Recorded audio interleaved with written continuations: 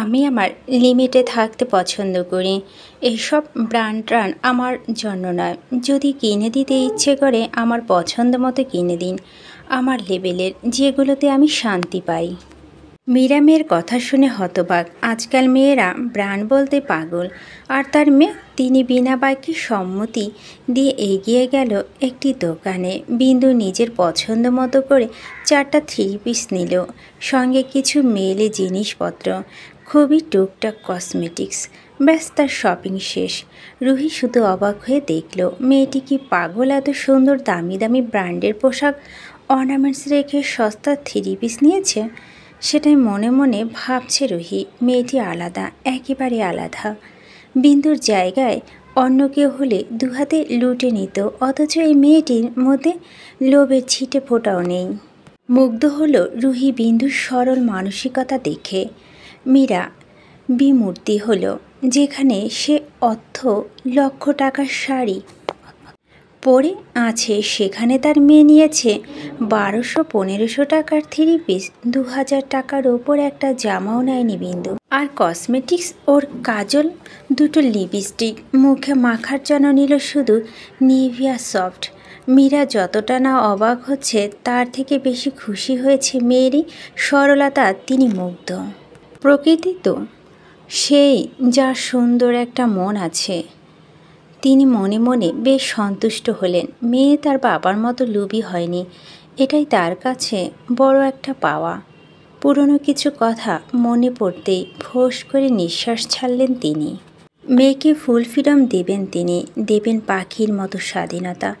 সে চায় তার মেয়ে সুন্দর করে বাঁচুক।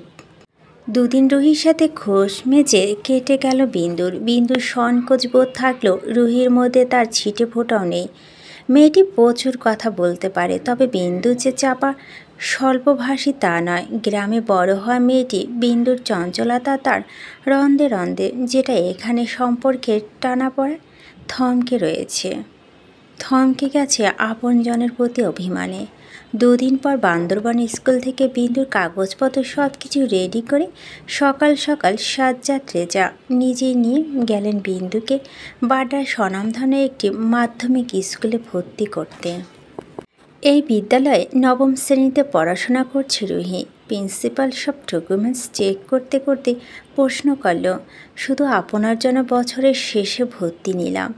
বেশ মেধাবী আছে মেয়েটি, তা কি হয় আপনার সাজ্জাদ সাহেব? আমার মেয়ে, সঙ্গে সঙ্গে স্পষ্ট গলায় বলে উঠে সাজ্জাদ রেজা। বিন্দু অবাক দৃষ্টিতে তাকালেন ভদ্রলোকের দিকে। প্রিন্সিপাল কিছুটা অবাক হয়ে বলল, আপনার মেয়ে? তাহলে রুহানির সঙ্গে ভর্তি করিয়ে দিলেন না কেন? ওর দাদির কাছে ছিল। যাই হোক, আজ আসে। ওদের দিকে খেয়াল রাখবেন, কোনো সমস্যা হলে আমাকে ইনফর্ম করতে ভুল করবেন না। ম্যাজিস্ট্রেট সাজ্জাদ রেজা মেয়েদের দিকে চোখ দেওয়ার এত বড় সাহস কার আছে? সাজ্জাদ রেজা সৌজন্যমূলক হাসে। প্রিন্সিপাল পুনরায় শুধালেন, ফাইনাল এক্সাম ওদের নিকটে, আজকে থেকে ক্লাস শুরু করুন। সাজ্জাদ রেজা দ্বিমত করলেন না। প্রিন্সিপাল কক্ষ ছেড়ে বেরিয়ে লাইব্রেরি থেকে বই খাতা কলম ব্যাগ সহ সব কিছু কিনে গুছিয়ে বুঝিয়ে দিল বিন্দুকে। বিন্দুর কক্ষ পর্যন্ত এগিয়ে দিয়ে স্নেহের সহিত বলল, মন দিয়ে ক্লাস করবেন, বুঝেছেন আম্মু? এক্সামের রেজাল্ট ভালো আসা চাই। দেখব 2 বোনের ভিতরে কে ভালো রেজাল্ট করে, তার জন্য থাকবে গিফট। বিন্দু এতক্ষণ শুধু একজন আদর্শ বাবার কার্যক্রম দেখে গেছে। মেয়েটির চোখে হতবিলম্ব, বিস্ময় স্পষ্ট। বাবার চেহারার ঠিকঠাক মনে নেই তার। যখন 7 বছর বয়স, তখনই তার বাবা দুনিয়া ছেড়ে চলে যায়। অদ্ভুতভাবে একই দিনে মাকে হারিয়ে ফেলেছে বিন্দু।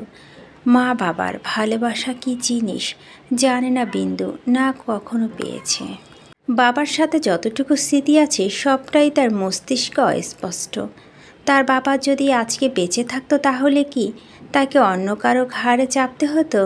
তার মা অন্য কারোর সাথে সংসার করতে পারত? তার বাবা থাকলেও কি ভদ্রলোকের মতোই ভালোবাসতো, নাকি তার চাইতে বেশি ভালোবাসতো? একটা মানুষ ঠিক কতটা ভালো হলে স্ত্রী প্রথম পক্ষে সন্তানদের জন্য এতটা করে?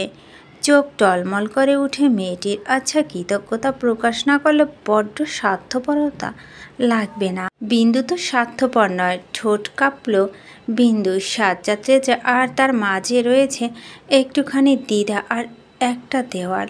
সেটা হয়তো এত সহজে ভেঙে ফেলা সম্ভব নয়। মেয়েটি টলমলে চোখে চাইল, কম্পিত ঠোঁটে আওড়ালো, বাবার স্মৃতি মনে নেই ভালো করে। বেঁচে থাকলে হয়তো বাবার মতো করেই ভালোবাসত। আপনি খুবই ভালো মানুষ, আপনার এই ঋণ আমি কি করে শোধ করব? সাজ্জাদ রেজা মেয়েটির মাথায় সেনের হাত বুলিয়ে দিয়ে বলে, এভাবে বলতে নেই আম্মু, বাবাদের ঋণ শোধ করা যায় না। আর না বাবারা এর মূল্য চায়। সন্তানদের ভালো রাখা বাবার কর্তব্য। আমি শুধু সেটাই পালন করছি। মন দিয়ে পড়াশোনা করুন। কখনো কোনো কিছুর প্রয়োজন হলে বাবাকে বলবেন। বাবা তার সাধ্যমতো চেষ্টা করবে আপনাদের ভালো রাখার। কী রে রুহানি, দুদিন ধরে স্কুলে আসিস না কেন? ক্লাসরুমে ঢুকতেই রুহি একজন ক্লাসমেট জিজ্ঞেস করলো। রুহি বিন্দুকে নিয়ে দ্বিতীয় বেঞ্চে বই রাখা রেখে বসতে বসতে বলল, এমনি আসা হয়নি, দুদিনের নোটসগুলো দিয়ে দিস তো। সেটা না হয় দেব। একে তো চিনলাম না, নতুন ভর্তি হয়েছে, তোর পরিচিত নাকি? হ্যাঁ, আমার বোন। স্পষ্ট গলায় রুহি বৃষ্টি নামে মেয়েটিকে পুনরায় বলে ওঠে, এত দেরিতে ভর্তি হলো যে? কেমন বোন হয় তোর? মায়ের পেটের বোন। বৃষ্টি অবাক হয়ে বলে, তোর বোন? তোর না এক ভাই এক বোন? বিরক্ত হলো রুহিম, দাঁত চেপে বলল, কেন রে, আমার পাপা কি বুড়ো হয়ে গেছে যে একটা বোন দিতে পারবে না আমাকে? না মানে আমি তো জানি তোরা এক ভাই এক বোন, তো হঠাৎ করে এত বড় বোন কিভাবে কি? তাই আর কি। মাথা চুলকে আমতা করে বলে বৃষ্টি। রুহি বিরক্ত গলায় বলো, গুগল থেকে ডাউনলোড করেছি, তাই একদম পারফেক্ট ম্যাচ করেছে। ভরকে গেল বৃষ্টি।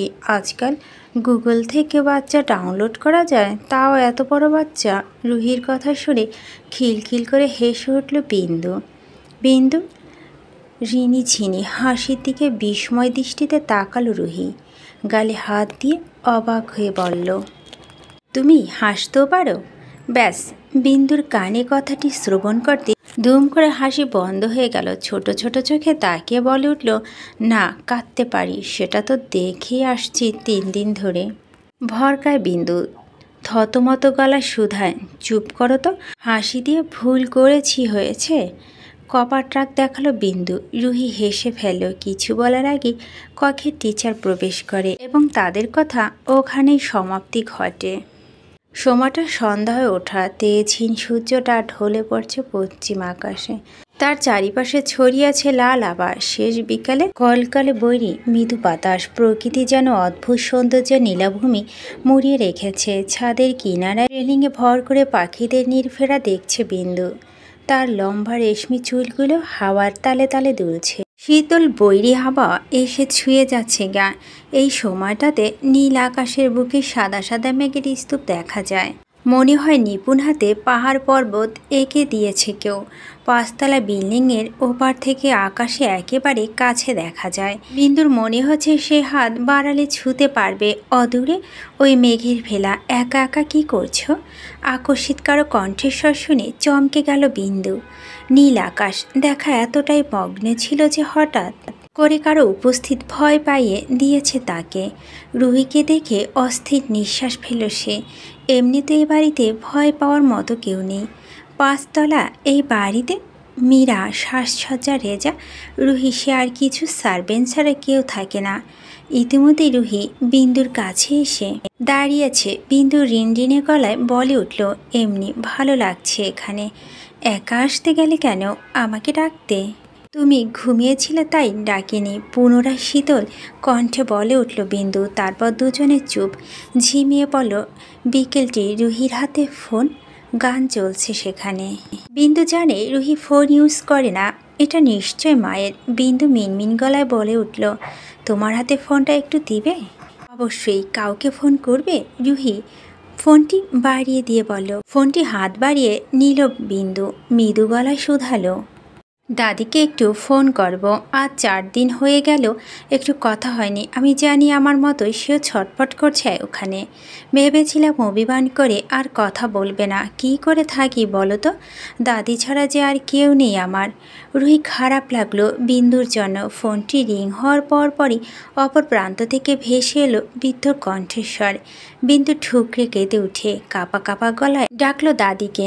দাদি! সঙ্গে সঙ্গে হাওয়ার মতো উড়ে এলো রোকেয়া বেগমের কান্নারত স্বর। কেমন আছিস মনি? ওখানে কোনো অসুবিধা হচ্ছে না তো? তোমাকে ছাড়া কিছু ভালো লাগে না আমার। তুমি কেন আমাকে দূরে পাঠিয়ে দিলে দাদি? আমাকে ছাড়া তুমি ভালো আছো বলো তো? পাগল মেয়ে, আমি সারা জীবন বেঁচে থাকবো নাকি? একদিন আমি মরে যাব, তুই শ্বশুরবাড়ি যাবি। মনে কর তুই এখন শ্বশুরবাড়ি আছিস। দাদি নাতির কথা চলমান রইল। বিন্দু অভিযোগের খাতা খুলে বসল। তাদের দূরে সরিয়ে দেওয়া। রুহি নীরব দাঁড়িয়ে দেখল দাদি নাতির অভিমান। বেশ কিছুক্ষণ কথা বলে ফোন রাখল বিন্দু। ওড়নার কোণে মুছল চোখের পানি। এত ভালোবাসো দাদিকে, তাহলে এই 4 দিনের কথা না বলে শুধু শুধু কষ্ট পেলে কেন? আর ওখানে কী বা ঘটেছিল যার জন্য মীরামা বা দাদি এই সিদ্ধান্ত নিল, জানতে পারি? কৌতূহলী স্বর রুহি। বিন্দু একে সব কিছুই খুলে বলল। রুহি আগ্রহী হয়ে বলে উঠল, বাবু নামে যে ছেলেটি কি শাস্তি হলো? তুমি বা সে ক্যাম্পে কিভাবে গেলে? শুনেছি তারাই নাকি হাজতে পাঠিয়েছে শয়তানের বাচ্চাটাকে। আর আমি নিজেও জানি না আমি ওখানে কিভাবে গেলাম। তোমাকে এত বড় বিপদের হাত থেকে বাঁচালো, একটা ধন্যবাদ তো ডিজার্ভ করেই তারা। সবটা তো শুনলে। আমি তো দেখিনি তাদের, কি করে ধন্যবাদ দিতাম? আমার কি মনে হয় জানো? রুহি কথায় বিন্দু জিজ্ঞেস করলো, কি মনে হয়?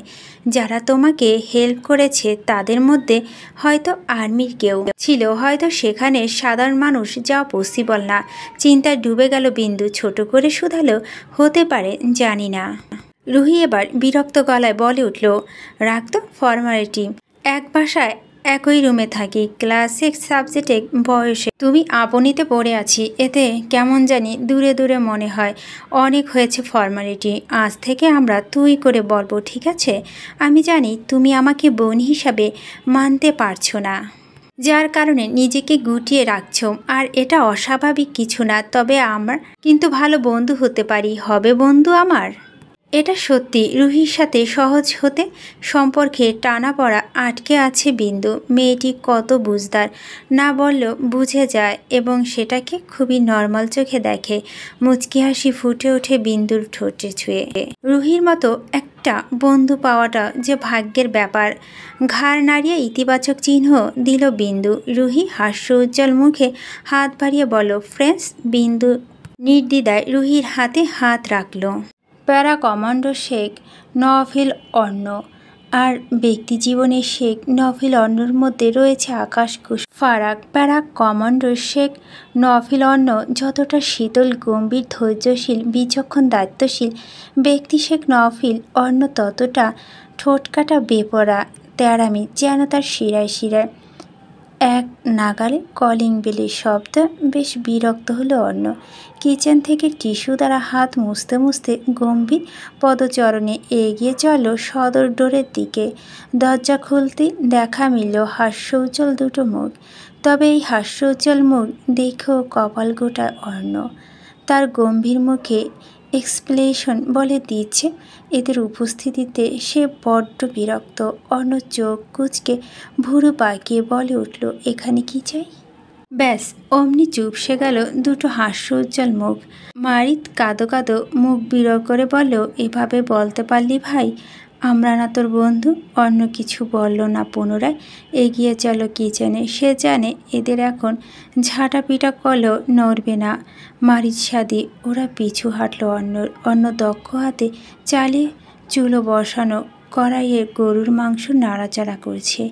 তাদের সব সময় স্পেশাল খাবার দাবার ব্যবস্থা থাকে। শরীর ফিট রাখার জন্য খাবার দাবার খুব সতর্ক থাকতে হয়। মারিত পাতিলে উকি ঝুঁকি মেরে বলল, কী করছিস ভাই? হাডুডু খেলছিস? খেলবি? অন্য তেরা উত্তরে ঠোঁট বাঁকায় মারিত কপাল গুটিয়ে বলে, তুই কি সোজা হবি না কোনো দিন? ভুরু কুচকে যায় অন্য। কোনখান দিয়ে বেঁকা আছে আমি? বিরক্ত হলো মারিদ। অন্তর্মুখী অর্ণবের সাথে কথা না বাড়িয়ে ফ্রিজ খুলে নর্মাল থেকে আপেল বের করে তাতে বাইট বসালো। এক টুকরো আপেল চিবাতে চিবাতে বলে উঠল, এতদিন তো পলাতক বইয়ের জন্য আফসোস করছিলাম, কিন্তু বেচারি পালিয়ে গিয়ে বেঁচে গেছে। তোর যে অন্তর্মুখী স্বভাব, তোর বউ ভাগবে না তো কার বউ ভাগবে? দুদিনের বেশি বউ টিকবে না তোর, গ্যারান্টি দিলাম আমি। তাই সাজেস্ট করব আগে ভাগই ভালো হয়ে যা, বুঝলি? নয়তো একাই সারা জীবন ঘুমাতে হবে, আর বউ জুটবে না কপালে। অন্য যেন শুনতে পেল না কিছু।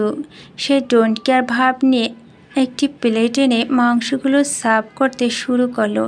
প্লেট হাতে ধীর পদক্ষেপ এগিয়ে গিয়ে বসলো লিভিং রুমের ফ্যানের নিচে।